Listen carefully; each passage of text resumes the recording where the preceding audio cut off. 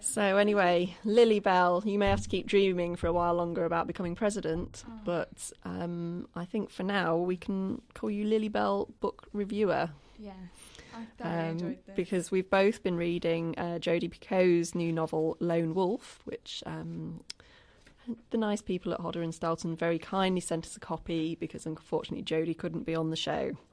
But, you know, you don't get anywhere without asking, so... Exactly, and I got a book out of it. So. Yeah, so did I. Yay! It's fine. High five. So this book, I mean, she's very well known for writing very controversial stories. This particular one is about a family. The father, Luke Warren, is basically a kind of a wolf man in that he leaves his family to go and spend 2 years living in Quebec with a pack of wild wolves. When we start out the story, he has been involved in a car accident with his 17-year-old daughter, Cara. Cara's okay. She's just got like shoulder injuries. Shoulder injury. Yeah. Luke, unfortunately, is in a vegetative state. So his son, his ex-wife, Georgie, gets in touch with his son, Edward, who's been living in Thailand and hasn't spoken to his father for 6 years. And, the book is about Cara and Edward's disagreement between whether they should continue the life support. And the battle that they have over it. Yes. And so what did you think?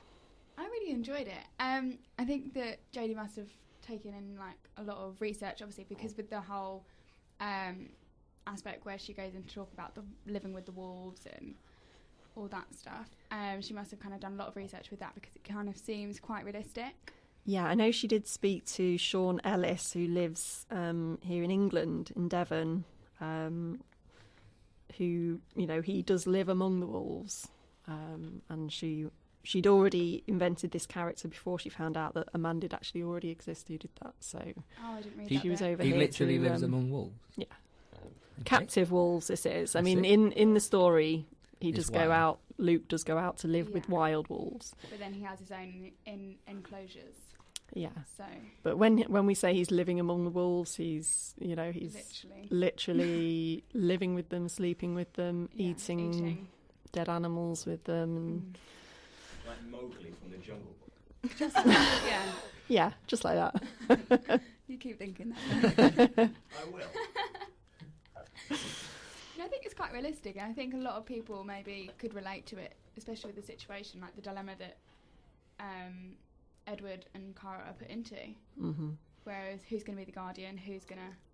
Yeah, who's going to... I mean, Cara's not technically old enough because she's only 17 3/4, so, she would have to be 18 to make a decision.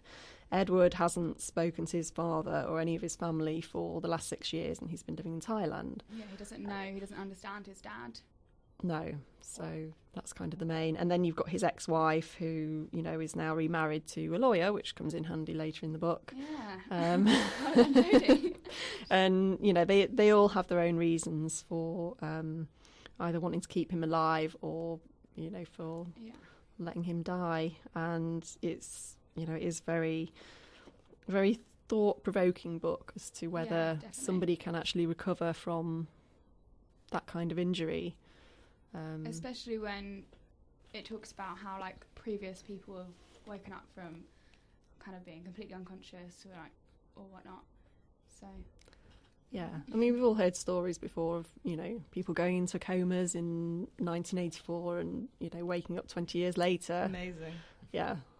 There was one of those quite recently, I think. There was somebody who's been like 24, 25 years in a coma and woke up I think in Ohio. I can't remember the full detail. I just remember seeing it, and you said that. Yeah. I will look it up now.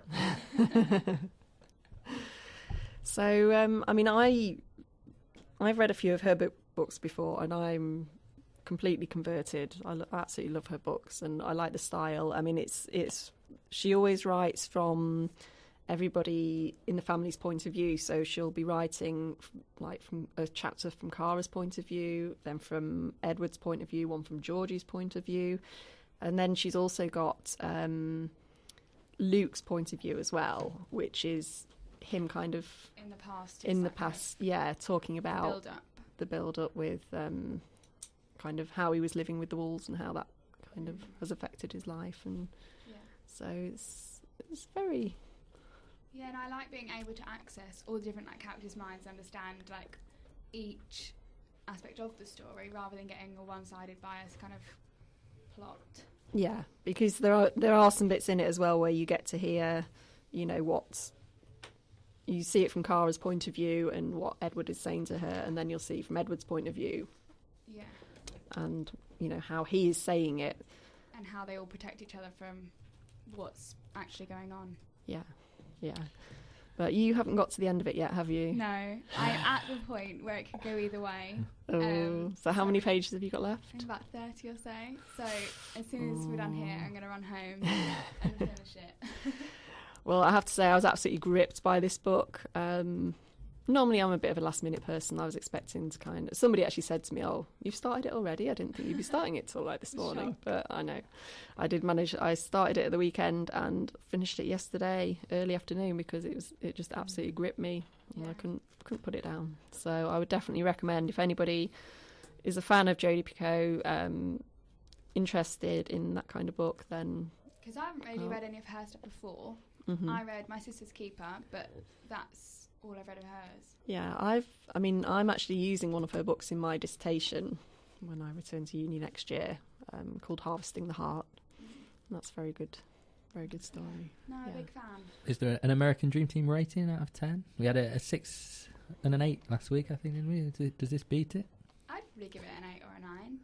Well, But actually, saying that, I know an ending that I want to happen. So if it doesn't happen... It'll be a 2. So you're reserving judgment on it, are you? Yeah. Yeah. Okay. I think I would have to give it a 9 at least, because I thought it was a really excellent book. But I think I might struggle to give any of her books anything less than 8 or 9, to be honest.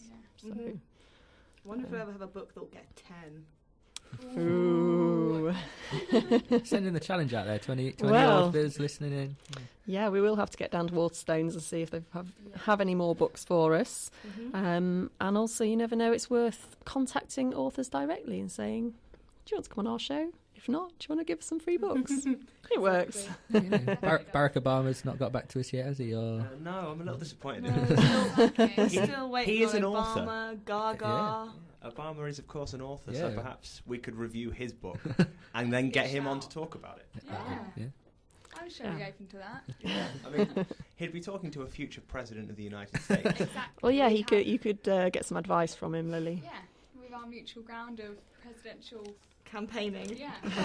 Just begun today. I'm not sure, Sarah Palin or Lily Bell. I'm not sure it's a scarier thought. I know which one I think is scary. Well, I'm hoping you mean Sarah Palin. You can think that. Thanks.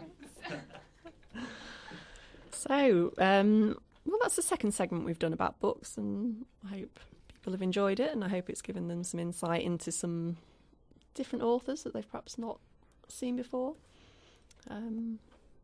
And it branches out from films that we seem to talk about an awful lot. But we are quite film buffs, all of us. So. And a film that's coming out soon. Guess what it is? What? Great Gatsby. Yeah, that's similar to the Christmas countdown, isn't it? Because isn't it coming out? They could be like going on at the same time. You're going to be vibrating the entire month. Perhaps we could have the countdown to the Great Gatsby rather than the countdown to Christmas. Or both. Or both. All you got to do is add sort of a day, and it's the countdown to Great Gatsby. I'm really excited. Well, some of us are not that good at maths. Yeah. Like me. I'm really excited because The Hunger Games is out this month. That looks... I'm really looking forward to that, actually. Have you read the book? Has anyone read the books? No, I've heard about it, but... Now, if you want to get the hold of The Hunger Games and read the first one, you will not put it down. I got a friend... I told her to get them. We saw the trailer when we went to see The Woman in Black, and then I said, "Oh, you've got to read the books." So she ordered them as soon as she got home, and now she's like, "I can't put them down." It's like, it's a dissertation work. Nope, just reading Hunger Games. That can be on my summer to-do list. You must, and they're really good holiday reads, actually. But yeah. Well, that looks like definitely something that we'll look out for to do in a future show. But for now, we're going to play another song, and I think to link us in nicely to Lone Wolf, let's have a bit of Steppenwolf.